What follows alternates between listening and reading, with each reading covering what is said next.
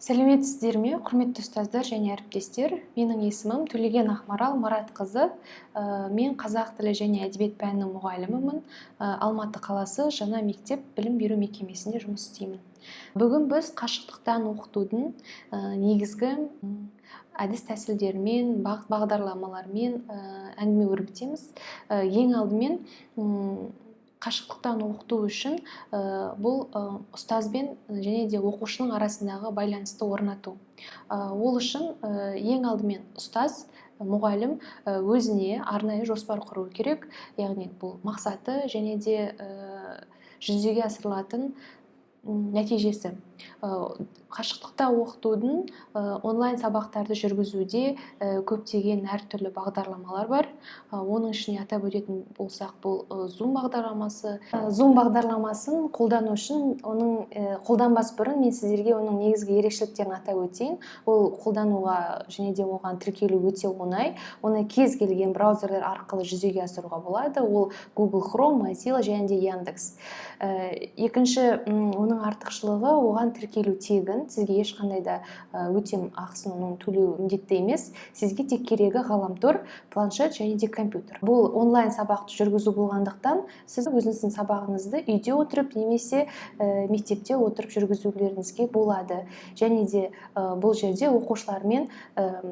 оқушылармен тікелей қарым-қатынаста болу үшін, яғни олардың санын білу үшін, қатысушылардың санын тексеру үшін, түгендеу үшін сіз міндетті түрде, қосалқы түрде өзіңіздің күнделік жүйесін қолданасыздар. Енді сіздерге оны қалай қолдану керек, соны айтайын. Ең біріншіден, мына жерге бос тұрған жолаққа біз zoom.us деп тереміз. Сайтқа кіреміз. Мына жерде өзіңіздің тіліңізге ыңғайлы етіп ауыстырып аласыздар. Сайт түгелмен ашылғаннан кейін тегін тіркелу деген батырманы басасыздар. Бұл батырма ашылғаннан кейін өзіңіздің күнделікті қолданылатын электронды поштаңыздың мекен жайын енгізесіз мына жерге. Тіркелу дегенді басамыз. Бұны басқаннан кейін сіздің поштаңызға бірер секундтан кейін автомат түрде хабарлама келеді. Сол хабарламада сілтеме берілген. Сол сілтемені басып, сіз автоматты түрде активтендірілесіз, яғни ол іске қосылды деген сөз. Одан кейін келесі сіздің жасайтын қадамыңыз, ол өзіңіз мәліметтеріңізді толтыру. Жеке мәліметтерді қалай толтырамыз? Бізге үш бос жол беріледі. Бірінші, екінші бағанға өзіңіздің атыңызды және тегіңізді қазақ немесе орыс тілінде енгізесіз, тересіз. Одан кейін үшінші тұрған бос бағанға құпия сөзіңізді енгізуіңіз керек. Құпия сөзіңізді өзіңіз ойлап табасыз. Ол міндетті түрде ағылшын тілінде болуы тиіс. Және 8 таңбада болу керек. Бір бас әріп, бір кіші әріп және де сан болса жеткілікті. Бұл бағандарды толтырып болғаннан кейін сіз келесі қадамға өтесіз. Ол жерде сізге бұл сілтемені тарату деген қадам берілген. Бұл жерден өтпесеңіз болады. Төменде орналасқан өткізу деген батырманы басасыз. Енді бұл сайтқа кіргеннен кейін сізге арнайы дербес сілтеме құрылды. Сол сілтемемен сіз енді өзіңіздің дербес конференцияңызды ауыстырасыз. Ол үшін сол жақта тұрған конференция деген батырманы басасыз. Кішкене күтеміз жүктелуін. Одан кейін енді сізге дербес сілтеме құрылды. Ендігі сіздің қадамыңыз ол сіздің арнайы конференцияңызды жаңадан құрылған. Соның атын өзгерту керек. Ол үшін сіз жаңа конференцияны жоспарлау деген батырманы басасыз. Бұл жүктеліп болғаннан кейін мына жерге өзіңізге ыңғайлы етіп өзгертіп аласыз. Яғни мен былай жазсам болады. Тақырыптың атауын өзімізге ыңғайлы етіп өзгертіп аламыз. Мысалға, Төлегеннің виртуалды кабинеті. Ал сіз оны өзіңізге ыңғайлы етіп өзгертіп аласыз. Одан кейін дополнительно қосымша деген жерге оны өзіңізге түсінікті етіп бірінші сабақ деп өзгертесіз. Одан кейін күндері. мысалға сіз қай күнге жоспарладыңыз? 26-сына болса, біз 26-сы деп өзгертеміз сағат 12:30-ға. Бұл яғни күндізгі уақыт. Бізге берілетін сабаққа берілген уақыт ол 40 минут.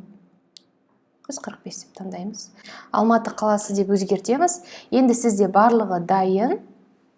Төменде тұрған жаңа идентификатор, конференцияның идентификаторы автоматты түрде құрылу немесе дайын сізге берілген сілтеме бар. Өзіңіздің еркіңізге қарай оны таңдайсыз. Мысалға, мен автоматты түрде құрылуын қалаймын.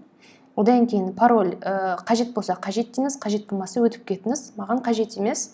Одан кейін организатор ол сіз, яғни қосыласыз, қосу дегенді басасыз. Участники оқушылар оны қосасыздар. Бұл видеоға, яғни кіруге мүмкіндік беретін жолдар. Ары қарай дыбыс барлық жағдайда болу керек, яғни компьютерден кірсе, яғни телефоннан кірсе, екі жақты қолайлы, сондықтан екі жақты таңдаймыз. Ары қарай мына бөліктер таңдап алсаңыз болады, яғни дыбыстың бірден қосылуы, одан кейін оқушыларға, қатысушыларға дыбыстың бірден қосылуы, одан кейін сақтаймыз бұны. Сақтағаннан кейін сізге бұл жерде идентификатор конференция, яғни конференцияның идентификаторы берілген сандармен, осы сандарды сіз көшіріп аласыз да. Көшіріп аласыз. Одан кейін өзіңіздің күнделік жүйеңізге өтесіз. Хабарландыру бөліміне өтіп, шақыру сөзімен оқушыларға 1-2 сөз жазсаңыз болады. Мысалға, бүгінгі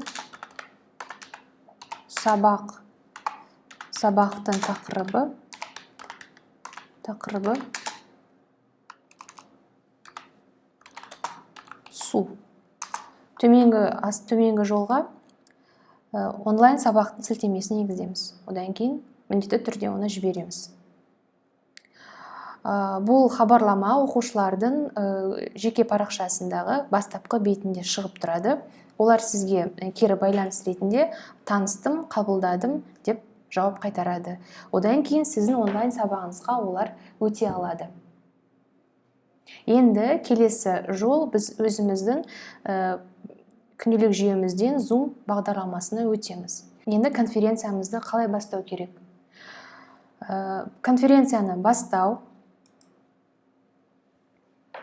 деген батырманы басасыз. Ол оң жақ бөлікте орналасқан. Кішкене күтеміз оның жүктелуін. Одан кейін сізге дәл ортада кішкене терезе ашық тұрады. Бұл приложение, Zoom приложениясын жүктеп алу дегенді басасыз, яғни жүктеп алуды басасыз. Оның жүктелуін күтесіз. Ол 1-2 секундты алады. Жүктеліп болғанын күтеміз. Міне, біздің конференциямыз басталды. Сізден компьютер автоматты түрде дыбысын қосуды сұрайды. Сіз дыбысын оның қосасыз. Так, енді бізде оның барлығы жасалынып тұр. Енді тек бізге оқушылардың тіркелгені, қосылғанын күтеміз. Сіз өзіңізді көріп тұрсыз. Одан кейін оқушылар қосылғаннан кейін міндетті түрде оқушылардың да түрін көресіз. Оқушылар қосылғаннан кейін сіз өзіңіздің үстеліңізде, яғни жұмыс үстеліңізде сабақтардың белгілі бір сабақтарды қоссаңыз болады. Мысалға, бұл жерде мына қағазды мен дайындап қойдым арнайы. Осыны ашып, осы жерге қажетті, мысалға, ескертулер, соның барлығын қосуға болады. Немесе виртуалды тақтаға бүгінгі күнді жазамыз. Сәуірдің, мысалға, 6-сы. Және сынып жұмысы. Балаларға, мысалға, берілетін тапсырманың нөмірін жазасыз. 5-ші тапсырма. Немесе осы жерге арнайы, мысалға, аудио мәтіндер болса, сол аудио мәтіндердің сілтемесін мына жерге қойсаңыз болады. Мысалға, бұл жерге біз сөйлем талдайтын болсақ, мен сөйлем жазамын осы жерге.